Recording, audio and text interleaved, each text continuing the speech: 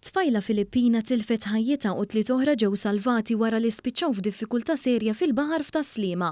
Il-każ seħħ l-5 tas-satejn u kwarta wara nofsinhar, meta l-pulizija ġew infurmati li xi persuni nġarrew mal-mewġ tal-baħar fl-inħawi tal-bajja ta' Fontadir f'Taslima. Minn hawn skattat operazzjoni bis-sem ta' membri mid-Dipartiment tal-Protezzjoni Ċivili u mill-Forzi Armati ta' Malta li bdew minnu fih bitfittxijiet.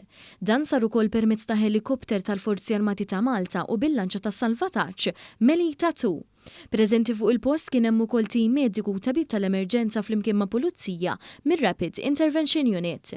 Mal-wasla tagħhom fuq il-post il-pulizija sabu 3 tfajliet li rnexxilhom jitilgħu waħedhom mill-baħar, iżda tfajla l-oħra kienet għadha ma nstabitx.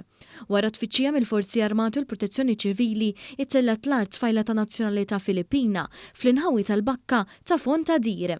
Hija ngħatat l-ewwel għajnuna fuq il-post wara li nstabet mitlufa minn sensija qabel ittieħdet għal kura fl-isptar Mater Dei. It-3 tfajliet l-oħra tieħdu wkoll l-isptar permezz ta' diversi ambulanzi. In-natura tal-ġrieħi tagħhom għadha pendenti. Dwar il-każ inħatret inkjesta maġisterjali u l-investigazzjonijiet tal-pulizija għadhom għaddejjin.